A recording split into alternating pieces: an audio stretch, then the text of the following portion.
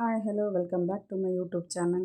ಬನ್ನಿ, ಹಿಂದಿನ ವಿಡಿಯೋದಲ್ಲಿ ನಾನು ಯಾವ ರೀತಿಯಾಗಿ ಸೆಟ್ಟಿಂಗ್ನ ಮಾಡಬೇಕು ಪಿಕೋ ಮಷಿನ್ನಲ್ಲಿ ಎಂಬ್ರಾಯ್ಡ್ರಿ ಮಾಡೋದಕ್ಕೆ, ಹಾಗೆ ದಾರ ಇಲ್ಲದೇ ಯಾವ ರೀತಿಯಾಗಿ ಪ್ರಾಕ್ಟೀಸ್ ಮಾಡಬೇಕು ಅನ್ನೋದನ್ನ ತೋರಿಸಿದ್ದೀನಿ. ಇವತ್ತಿನ ವಿಡಿಯೋದಲ್ಲಿ ನಾನು ದಾರ ಹಾಕಿ ಎಂಬ್ರಾಯ್ಡ್ರಿನ ಯಾವ ರೀತಿಯಾಗಿ ಪ್ರಾಕ್ಟೀಸ್ ಮಾಡಬೇಕು, ಹಾಗೆ ದಾರ ಹೇಗೆ ಹಾಕಬೇಕು ಅಂತ ತೋರಿಸ್ತಾ ಇದ್ದೀನಿ.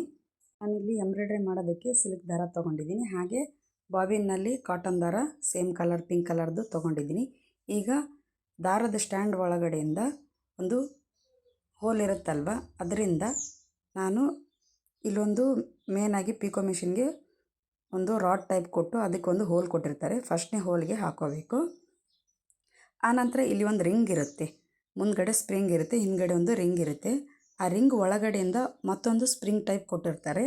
ಆ ಸ್ಪ್ರಿಂಗ್ ಒಳಗಡೆ ಹಾಕ್ಕೊಂಡು ಒಂದು ರಾಡ್ ಇರುತ್ತೆ, ಆ ಸ್ಪ್ರಿಂಗ್ ಒಳಗಡೆ ಹಾಕ್ಕೊಂಡ ನಂತರ ಮತ್ತೆ ರಾಡ್ ಒಳಗಡೆ ಹಾಕ್ಕೊಂಡು ಲಾಸ್ಟಲ್ಲಿ ಇನ್ನೊಂದು ಮೇಲ್ಗಡೆ 2 ಹೋಲಲ್ಲಿ ಒಂದು ಹೋಲ್ ಇರುತ್ತೆ, ಆ ಒಂದು ಹೋಲ್ ಒಳಗಡೆಯಿಂದ ದಾರನ ಎಳ್ಕೊಂಡು ಪಕ್ಕದಲ್ಲೊಂದು ಸ್ಪ್ರಿಂಗ್ ಥರ ಕೊಟ್ಟಿರ್ತಾರೆ, ಮತ್ತು ಆ ಸ್ಪ್ರಿಂಗ್ ಒಳಗಡೆ ಹಾಕ್ಕೋಬೇಕು. ದಾರನ ಹಾಕ್ಕೊಂಡ ನಂತರ ಕೊನೆಯದಾಗಿ ನಾವೇನು ಮಾಡ್ತೀವಿ ಅಂದರೆ ಸೂಜಿ, ನಾವು ನಾರ್ಮಲ್ ಮಷಿನಲ್ಲೆಲ್ಲ ಸೈಡಲ್ಲಿ ಹೋಲ್ ಕೊಟ್ಟಿರ್ತಾನೆ ಸೂಜಿಗೆ, ಆದರೆ ಈ ಪಿಕೋ ಮಷಿನಲ್ಲಿ ಆ ರೀತಿ ಇರಲ್ಲ.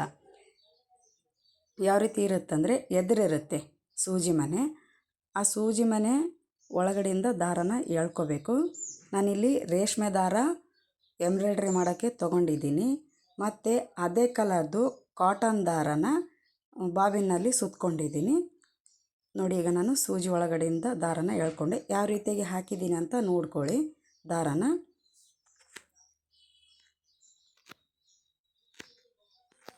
ಈಗ ದಾರನ ಬಾಬಿನಲ್ಲಿ ಯಾವ ರೀತಿಯಾಗಿ ಹಾಕಬೇಕು ಅಂತ ತೋರಿಸ್ತಾ ಇದ್ದೀನಿ. ನೋಡಿ, ಯಾವ್ಯಾವ ವೀಡಿಯೋಗೂ ಏನೇನೋ ಒಂದೊಂದು ಲೈಕ್ ಕೊಡ್ತೀರಂತ, ನಾವು ಎಲ್ಲರಿಗೂ ಅನುಕೂಲ ಆಗಲಿ ಅಂತ ಈ ರೀತಿಯಾಗಿ ಚೆನ್ನಾಗಿರೋ ವೀಡಿಯೋನ ಮಷಿನ್ ಎಂಬ್ರಾಯ್ಡ್ರಿ ಮಾಡೋದನ್ನು ವೀಡಿಯೋ ಮಾಡಿ ಹಾಕ್ತಾಯಿದ್ದೀನಿ. ಪ್ಲೀಸ್ ಇಷ್ಟ ಆದರೆ ಲೈಕ್ ಮಾಡಿ. ನಾನು ಮಾಡಿರೋ ವೀಡಿಯೋ ನಿಮಗೆ ಇಷ್ಟ ಆಯಿತು ಇಲ್ಲ ಅಂತಂದು ಕಮೆಂಟ್ ಮೂಲಕ ತಿಳಿಸಿ. ನೀವು ಕೊಡೋ ಒಂದು ಲೈಕು ನಮಗೆ ತುಂಬಾ ಸಪೋರ್ಟಿವ್ ಆಗಿರುತ್ತೆ. ಹಾಗಾಗಿ ನೆಕ್ಸ್ಟ್ ವೀಡಿಯೋ ಮಾಡೋದಕ್ಕೆ ನಮಗೆ ತುಂಬ ಅನುಕೂಲ ಆಗುತ್ತೆ, ಹಾಗೆ ಖುಷಿನೂ ಇರುತ್ತೆ. ಈಗ ನಾನು ಕೇಸಲ್ಲಿ ಬಾಬಿನ ಹಾಕಿದ್ದೀನಿ, ಈಗ ಫಿಕ್ಸ್ ಮಾಡ್ತಾಯಿದ್ದೀನಿ. ಈಗ ನಾನು ನೀ ಪೆಡಲ್ನ ಯಾವ ರೀತಿಯಾಗಿ ಪ್ರೆಸ್ ಮಾಡಬೇಕು, ಹಾಗೆ ಫೂಟ್ ಪೆಡಲ್ನ ಯಾವ ರೀತಿಯಾಗಿ ಪ್ರೆಸ್ ಮಾಡ್ತಾ, ನೀ ಲಿಫ್ಟರ್ ಪೆಡಲ್ನ ಯಾವ ರೀತಿಯಾಗಿ ಪ್ರೆಸ್ ಮಾಡ್ತಾ ಎಂಬ್ರಾಯ್ಡ್ರಿ ವರ್ಕು ಯಾವ ರೀತಿಯಾಗಿ ಮಾಡಬೇಕು ಅಂತ ತೋರಿಸ್ತಾ ಇದ್ದೀನಿ. ನಾನು ಫಸ್ಟ್ ಇಲ್ಲಿ ಹೆಬ್ಬೆರಳಿಂದ ಫೂಟ್ ಪೆಡಲ್ನ ಪ್ರೆಸ್ ಮಾಡ್ತಾಯಿದ್ದೀನಿ. ನಿಧಾನವಾಗಿ ಮಾಡ್ಕೋಬೇಕು, ಫಾಸ್ಟಾಗಿ ಮಾಡ್ಕೋಬಾರ್ದು. ಈಗ ಲಿಫ್ಟರ್ ಪೆಡಲ್ನ ಯಾವ ರೀತಿಯಾಗಿ ಲಿಫ್ಟ್ ಮಾಡಬೇಕು ಅಂತ ತೋರಿಸ್ತಾ ಇದ್ದೀನಿ ನೋಡಿ. ನಾವು ಲಿಫ್ಟರ್ ಪೆಡಲ್ನ ಪ್ರೆಸ್ ಮಾಡ್ತಾನೆ ಫೂಟ್ ಪೆಡಲ್ನ ಪ್ರೆಸ್ ಮಾಡ್ಕೋಬೇಕು. ಈಗ ನಾನು ಯಾವ ರೀತಿಯಾಗಿ ಬರುತ್ತೆ ಹಾಗೆ ಮೂವ್ ಆಗುತ್ತೆ ಅಂತ ತೋರಿಸ್ತಾ ಇದ್ದೀನಿ,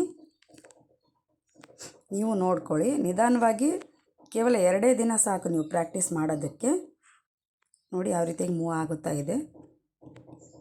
ಈಗ ನಾನು ಯಾವ ನಂಬರ್ ಇಟ್ಟರೆ ಯಾವ ರೀತಿಯಾಗಿ ಹೊಲಿಗೆ ಬೀಳುತ್ತೆ, ಯಾವ ಸೆಟ್ಟಿಂಗ್ ಇಟ್ಕೊಂಡ್ರೆ ಏನು ಅನುಕೂಲ ನಮಗೆ ಅಂತ ತೋರಿಸ್ತೀನಿ. ಈಗ ನಾನು ಫಸ್ಟಿಗೆ 5 ನಂಬರು ಇಟ್ಕೊಂಡಿದ್ದೀನಿ, ಅಂದರೆ ನೀ ಲಿಫ್ಟರ್ ಪೆಡಲಿಂದನೇ ನಂಬರ್ನ ಇಟ್ಕೊಂಡಿದ್ದೀನಿ, ಅಂದರೆ ಸೆಟ್ ಮಾಡ್ಕೊಂಡಿಲ್ಲ.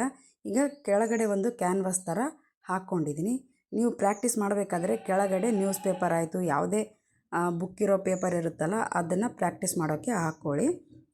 ನಾನಿಲ್ಲಿ ಫಸ್ಟು 5 ನಂಬರಿಂದು ಲಿಫ್ಟರ್ಲಿಂದ ಸೆಟ್ ಮಾಡ್ಕೊಂಡಿದ್ದೀನಿ. ಈಗ ಯಾವ ರೀತಿಯಾಗಿ ಹೊಲಿಗೆ ಬರುತ್ತೆ ಅಂತ ನೋಡ್ಕೊಳ್ಳಿ. ತುಂಬಾ ಈಸಿ, ಕೇವಲ 2 ದಿನ 3 ದಿನ ಅಷ್ಟೇ. ನೀವು ದಾರ ಹಾಕ್ದೇ ಆರಾಮವಾಗಿ ಪ್ರಾಕ್ಟೀಸ್ ಮಾಡ್ಕೊಳ್ಳಿ.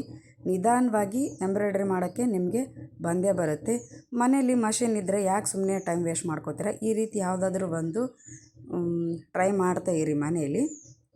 ಈಗ ನೋಡಿ, ನಾನು ಯಾವ ರೀತಿಯಾಗಿ ಫ್ರೇಮ್ನ ಮೂವ್ ಮಾಡ್ಕೋತಾ 5ನೇ ನಂಬರ್ಲಿಂದ ಸೆಟ್ಟಿಂಗ್ ಇಟ್ಕೊಂಡಿದ್ದೀನಿ, ಯಾವ ರೀತಿಯಾಗಿ ಹೊಲಿಗೆ ಬರ್ತಾ ಇದೆ ಅಂತ ತೋರಿಸ್ತಾ ಇದ್ದೀನಿ. 5 ನಂಬರ್ ಅಂದರೆ ಲಾಸ್ಟು ಈ ಮಷಿನಲ್ಲಿ 5 ನಂಬರೇ ಇರೋದು. ಈ ಮಷಿನಲ್ಲಿ ಅಂತಲ್ಲ, ನೀವು ರಾಲ್ಸನ್ ಮಷಿನ್ ತೊಗೊಂಡ್ರು ಕೂಡ ಅದರಲ್ಲಿ ಲಾಸ್ಟು 5 ನಂಬರ್ ಸೆಟ್ಟಿಂಗೇ ಇರೋದು. ಈಗ ನೋಡಿ ನಾನು ಯಾವ ರೀತಿಯಾಗಿ ಹಾಕ್ತಾಯಿದ್ದೀನಿ ಅಂತ. ಕೆಳಗಡೆ ನಾವು ಕ್ಯಾನ್ವಾಸು ಅಥವಾ ಪೇಪರ್ ಇಟ್ಕೊಂಡ್ರೆ ಬಟ್ಟೆ ಜಕ್ಕೊಳ್ಳಲ್ಲ ಮಷಿನ್ನಲ್ಲಿ. ನಿಧಾನವಾಗಿ ನೀಟಾಗಿ ಆರಾಮವಾಗಿ ಹೊಲಿಗೆ ಹಾಕೋದಕ್ಕೆ ನಮಗೆ ಸಹಾಯ ಆಗುತ್ತೆ. ಬನ್ನಿ, ಈಗ ನಾನು ಯಾವ ರೀತಿಯಾಗಿ ಹಾಕ್ಕೊಂಡಿದ್ದೀನಿ ಅಂತ ತೋರಿಸ್ತೀನಿ 5 ನಂಬರಿಂದು. ನೋಡಿ ಎಷ್ಟು ಚೆನ್ನಾಗಿ ನೀಟಾಗಿ ಹೊಲಿಗೆ ಬಂದಿದೆ. ನೀವು ಕೂಡ ಇದೇ ರೀತಿಯಾಗಿ ಪ್ರಾಕ್ಟೀಸ್ ಮಾಡ್ಕೊಳ್ಳಿ. ಈಗ 4ನೇ ನಂಬರಿಂದು ಹೊಲಿಗೆ ಯಾವ ರೀತಿಯಾಗಿ ಬರುತ್ತೆ ಅಂತ ತೋರಿಸ್ತೀನಿ ನೋಡಿ.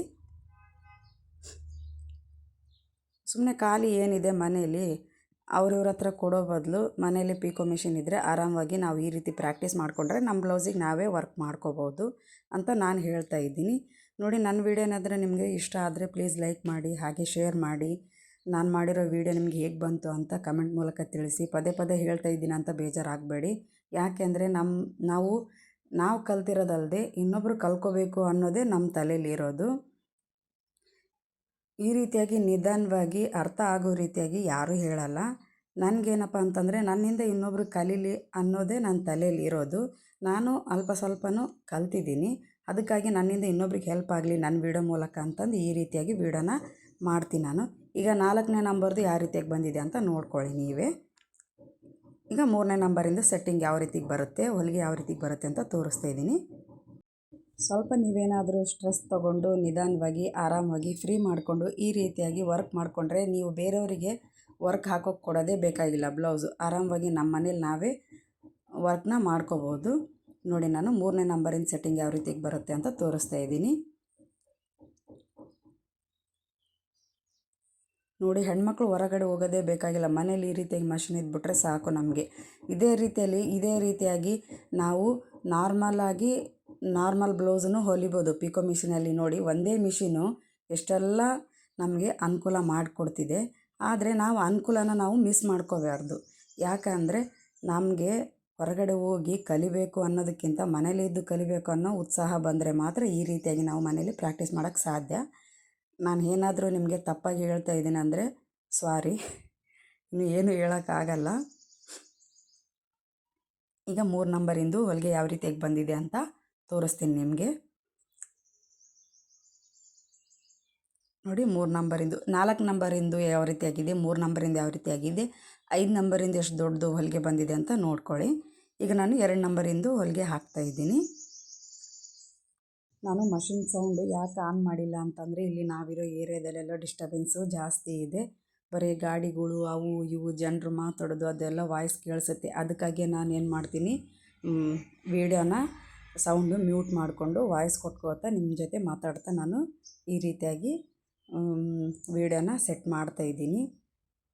ದಯವಿಟ್ಟು ಯಾರೂ ತಪ್ಪಾಗಿ ತಿಳ್ಕೊಬೇಡಿ. ಯಾಕೆ ಅಂದರೆ ಜನ ಮಾತಾಡೋದು ನಿಮಗೆ ಡಿಸ್ಟರ್ಬೆನ್ಸ್ ಆಗುತ್ತೆ, ಗಾಡಿದು ಡಿಸ್ಟರ್ಬೆನ್ಸ್ ಆಗುತ್ತೆ. ಅದಕ್ಕೆ ನಾನು ವೀಡಿಯೋ ಮಾಡಬೇಕಾದ್ರೆ ಮ್ಯೂಟಲ್ಲಿ ಇಟ್ಕೊಂಡು ವೀಡಿಯೋನ ಮಾಡ್ತೀನಿ.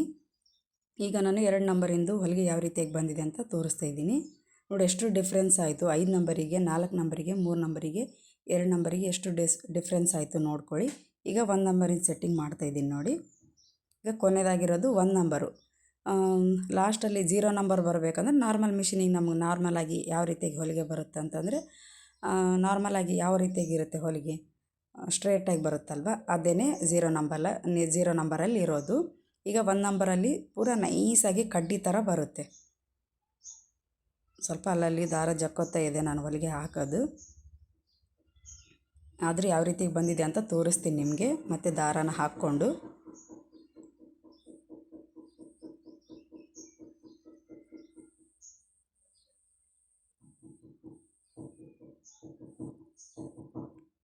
ನಾನು ಹೇಳೋದು ನಿಮಗೆ ಅರ್ಥ ಆಗ್ತಾಯಿದೆ ಅಂತ ಅಂದ್ಕೊಂಡಿದ್ದೀನಿ. ನನಗೆ ನೀವು ಮಾಡೋ ಸಪೋರ್ಟಿಂದ, ನೀವು ಮಾಡೋ ಸಬ್ಸ್ಕ್ರೈಬೇಷನಿಂದ ನನಗೆ ಇನ್ನೂ ಉತ್ಸಾಹ ಬರುತ್ತೆ. ವೀಡಿಯೋ ಮಾಡಬೇಕಪ್ಪ, ಅಪ್ಲೋಡ್ ಮಾಡಬೇಕು, ಜನಗಳು ನೋಡ್ತಾರೆ ಅಂತಂದು. ಅದಕ್ಕೋಸ್ಕರನೇ ಒಂದು ಲೈಕ್ ಕೊಡಿ, ಶೇರ್ ಮಾಡಿ, ಬೇರೆಯವರಿಗೆ ಹೇಳಿ ಈ ರೀತಿಯಾಗಿದೆ, ಈ ರೀತಿಯಾಗಿ ಹೇಳ್ಕೊಡ್ತಾರೆ ನಿಧಾನ ಅಂತ. ಬನ್ನಿ, ಈಗ ಎಲ್ಲನೂ ಆಯಿತು. 1 ನಂಬರಿಂದ ಯಾವ ರೀತಿ ಬಂದಿದೆ, 2 ನಂಬರಿಂದ ಯಾವ ರೀತಿ ಬಂದಿದೆ ಅಂತ ನಿಮಗೆ ತೋರಿಸ್ತಾ ಇದ್ದೀನಿ. ಆರಾಮವಾಗಿ ಮನೆಯಲ್ಲಿ ನೀಟಾಗಿ ನಿಧಾನವಾಗಿ ಕಲ್ತ್ಕೊಳ್ಳಿ. ಈ ವಿಡಿಯೋ ನೋಡಿದ್ದಕ್ಕೆ ಎಲ್ಲರಿಗೂ ಧನ್ಯವಾದಗಳು.